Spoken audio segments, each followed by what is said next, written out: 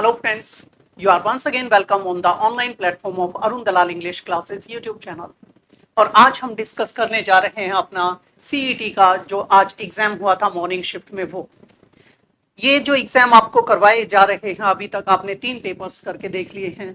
हमने तीनों को डिस्कस करके देखा था, उसमें आपको पता चला कि सारे के सारे 8th स्टैंडर्ड और 9th स्टैंडर्ड तक के पेपर्स हैं। यहाँ पर आप लोगों को क्लास में जो जो पढ़ाया गया था वो सारा सीजीएल और एसएससी को टारगेट करके पढ़ाया गया था। उसमें जो आपका सीडीएस में आता है, एनडीए में आता है, उसके इक्विवेलेंट था। आप इसके साथ तो खेलेंगे। फिर देखते हैं अपने पहली स्टेटमेंट को क्या कहता है। सबसे पहला प्रश्न इसने दिया है, she handles all task efficiently. और हमें चेंज क्या करना है बेटा, वॉइस। एक्टिव है तो पैसिव बनाना है, पैसिव है तो एक्टिव बनाना है। पहली बात हमें देखना है ये एक्टिव वॉइस है या पैसिव वॉइस है। शी हमारा सब्जेक्ट है, हैंडल्स हमारा वर्ब का फर्स्ट फॉर्म आया, उसके साथ एसीएस लगा हुआ है।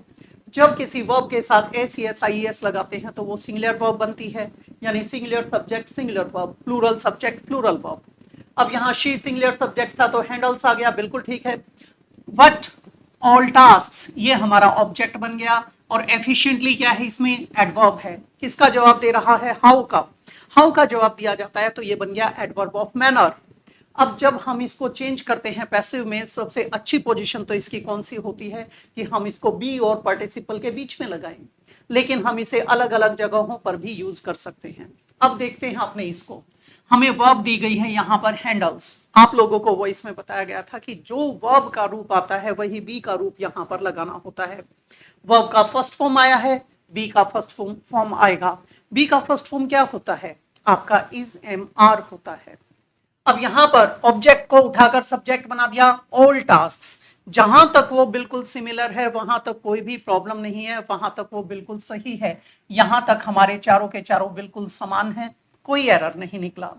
अब हमें देखना है, यहां हैंडल्स आया था तो इज एम आर लगेगा, टास्क हमारा प्लूरल है तो आर आएगा। अब यहां आर ठीक है, यहां हैव आया, एलिमिनेट हो गया, पूरी को कट कर देंगे। वर आया, ये भी हमने ड्रॉप कर दिया। अब बचे हमारे पास दो, यहां तक दोनों के दोनों बिल्कुल समान हैं। अब आर के बाद बीइंग तो जब आता ना, जब यहां पे आईएनजी आता, हैंडलिंग होता, अब ये भी एलिमिनेट हो जाएगा। क्या आ जाएगा, आर हैंडल्ड। ये आपका बी का रूप आया और ये आपका वर्ब का थर्ड फॉर्म आया, बन गया पैसिव वॉइस। नेक्स्ट है बेटे आपका चूज करेक्टली स्पेल्ड वर्ड। बेटे जब आप लोगों को चारों के चारों स्पेलिंग्स एक जैसे दिए जाते हैं तो कभी भी वो चारों नहीं पढ़े जाते। हमेशा ध्यान रखना होता है कि हम क्या करेंगे, उसे अपने को लिख कर देखेंगे। यहां पर लिख कर देखते हैं क्या आता है हमारे पास। एक होता है आपका पर्सनल, PERSONAL। ये क्या होता है, जो निजी होता है, व्यक्तिगत होता है, खुद के लिए यूज किया जाता है। और एक होता है PERSONNEL, पर्सनल। अब यहां पर जो ये दिया गया है ये किसके लिए होता है, किसी भी ऑर्गेनाइजेशन या डिपार्टमेंट में जितने भी कर्मचारी गण होते हैं उनको हम क्या कहते हैं, पर्सनल। अब हमें दोनों को मैच करके देखना है। पहले के अंदर ये क्या देता है उसे देखेंगे। यहां पर PERSONNEL, PAR दिया, ये आर ए के कारण यहां पर एलिमिनेट हो जाएगा, गलत हो गया। PERSONEL आया, ई नहीं आएगा, ये भी हमारा गलत हो गया। फिर कहता PERSONNEL, बेटे ये हो सकता है। PERSS, ये SS को डबल कर दिया, ये भी एलिमिनेट हो गया, हमारा क्या आ जाएगा, सी ऑप्शन। नेक्स्ट आपका the study of plants is called. बेटे पौधों का जो अध्ययन किया जाता है वो किस में किया जाता है, वनस्पति शास्त्र में। सबसे पहले से शुरू करते हैं एस्ट्रोलॉजी।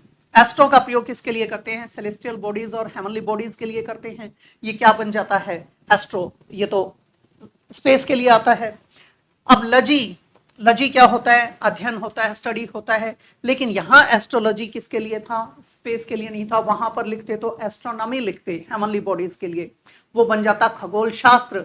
और एस्ट्रोलॉजी का प्रयोग जब किया जाता है तो ये किसके लिए किया जाता है, ज्योतिष शास्त्र के लिए। एस्ट्रोलॉजर कौन होता है, ज्योतिषी, तो ये हमारा एलिमिनेट हो जाएगा। बैक्टीरियोलॉजी किसके लिए, बैक्टीरिया के लिए, जैसा कि आपको पता है, गलत हो गया। सेरिकल्चर्स, कल्चर का प्रयोग करते हैं आप पालन पोषण के लिए। पालन पोषण अर्थात जब खेती बाड़ी की बात करते हैं, एग्रीकल्चर, कृषि वगैरह हो गया। हॉर्टिकल्चर, बागबानी। फ्लोरिकल्चर, पुष्पोत्पादन। पीसी कल्चर मत्स्य पालन, सेरिकल्चर रेशम कीट उत्पादन, तो ये भी हमारा गलत हो जाएगा, ये सिल्क के लिए था, हमारा क्या आ जाएगा बॉटनी यानी वनस्पति शास्त्र। Choose the correct option to form a meaningful sentence. यहां पर हमें इसको जोड़कर एक मीनिंगफुल सेंटेंस बनाना है। पहले आपको क्या दिए गए थे, जंबल्ड सेंटेंसेस जिसमें पी क्यू आर एस आदि दिया गया था, इसमें वर्ड्स को तोड़कर दिया गया है, हमें इसको मीनिंगफुली अरेंज करना है। अब यहां देखेंगे बिड़ते ही हमारे पास आया टू द एक आर्टिकल है बेटे, आर्टिकल को किसकी जरूरत है, नाउन की जरूरत है।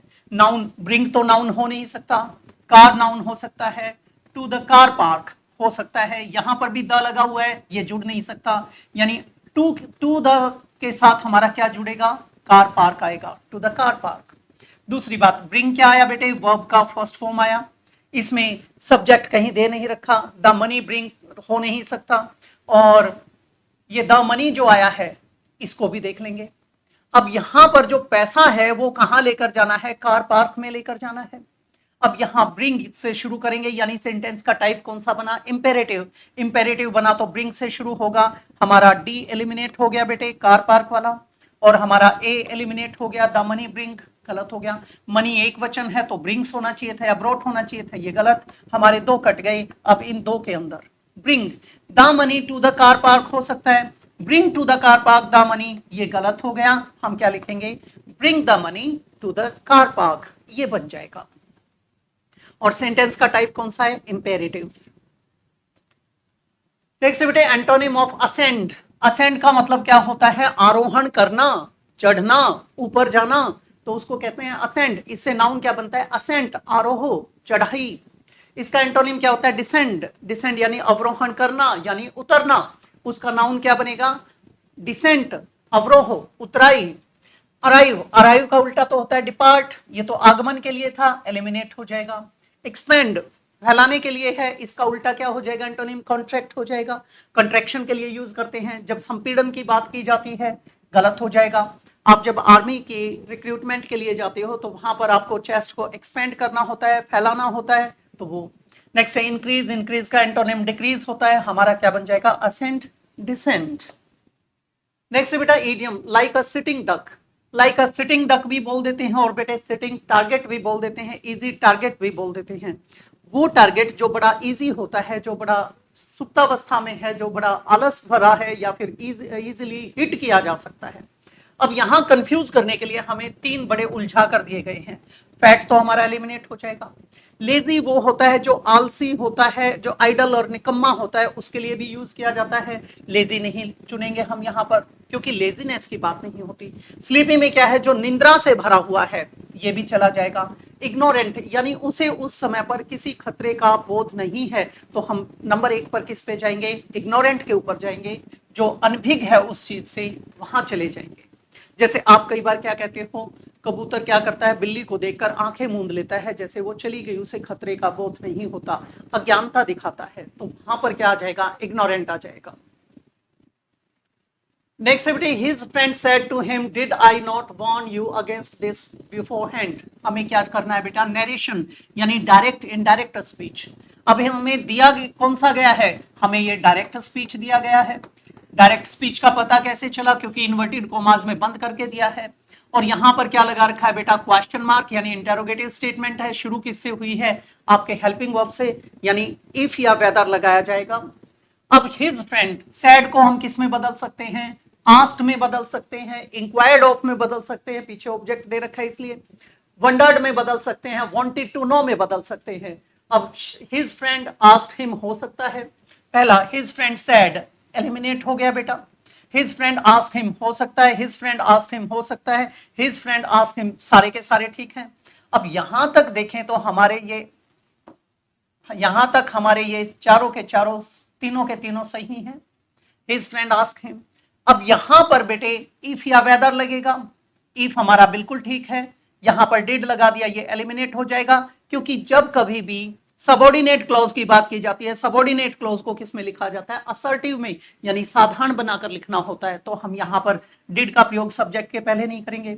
अब इफ तक हमारे दोनों के दोनों ये सेम थे, ही तक हमारे सेम हैं, ही के बाद इसने डिड लगा दिया, जब यहाँ रिपोर्टिंग वर्ब पास्ट में होता है तो आगे का जो टेंस है, जैसे यहाँ पर डिड और वन आया, यानी second form I, second form को किस में बदलते हैं, हैड प्लस वर्ब की थर्ड फॉर्म, यानी पास्ट परफेक्ट टेंस में। ये डिड वाला भी एलिमिनेट हो जाएगा, हमारा क्या आएगा, D option. His friend asked him if he had not warned him against the danger, against that beforehand. Idiom piece of cake. बेटे इजी टास्क जो होता है उसके लिए आप किसका प्रयोग करते हैं, piece of cake. Feeling slightly ill बिल्कुल इनअप्रोप्रिएट है, एलिमिनेट हो जाएगा। Would never like to do something बिल्कुल गलत हो गया बेटा, जो कभी भी किसी काम को करना पसंद नहीं करेगा। अ जॉब टास्क और other activity that is easy और सिंपल टू डू, ये बन जाएगा। ज्वाइन ए पॉपुलर ट्रेंड और एक्टिविटी गलत हो जाएगा, हमारा क्या आ जाएगा, सी ऑप्शन। नेक्स्ट बेटे आपका सिनोनिम ऑफ पॉज। आप जब कभी भी अपना कोई भी इलेक्ट्रॉनिक का गैजेट यूज करते हैं उसमें थोड़ा सा रोकना होता है तो पॉज का बटन होता है आपके पास। आप किसी चीज को थोड़ी देर के लिए होल्ड पर ले आते हो, स्टॉप करते हो, वहां पर क्या यूज करते हैं, पॉज। स्टॉप हो सकता है हमारा सिनोनिम पर्यायवाची के रूप में, स्टाफ बिल्कुल इनअप्रोप्रिएट है। स्टार्ट ये तो बिगनिंग के लिए हो गया, किसी चीज की कमेंसमेंट के लिए हो गया, इमरजेंस के लिए हो गया। सेफ सुरक्षित के बारे में बता रहा है, हमारा क्या आ जाएगा, स्टॉप। नेक्स्ट है बेटा make correction in the given statement. इसके अंदर हमें करेक्शन करनी है। जब कभी भी इस प्रकार की स्टेटमेंट एक जैसी सी दी जाती है वहां पर वही चीज है कि हम सारों को नहीं पढ़ेंगे, हम देखेंगे कहां तक वो पैरेलल चल रहे हैं। अब यहां पर आई एम एंग्री, यहां तक सारे के सारे सेम हैं, और यहां पर उन्होंने क्या दिया है, एग्जामिनर ने ऑन दिया है। ऑन तो आता नहीं है, इसका मतलब ये तो कटेगा ही कटेगा। अब हमें इसमें से चयन करना है, या तो टू आएगा, विद आएगा, फोर आएगा, इन आएगा। एंग्री इन यू तो होता नहीं है, बिल्कुल इनअप्रोप्रिएट है। फॉर यू किसी के लिए होना गुस्सा हो सकता है।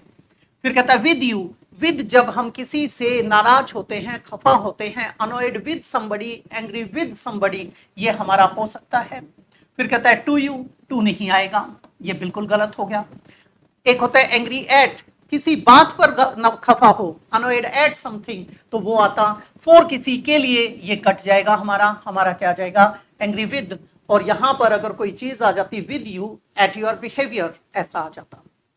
तो ये था आपका प्रश्न पत्र आज के लिए। अगले प्रश्न पत्र में फिर से आपसे मुलाकात होगी, उसे हम फिर से थॉरोली डिस्कस करेंगे। तो मैं इजाजत चाहूंगा, मिलते हैं अगली क्लास में। नमस्कार दोस्तों।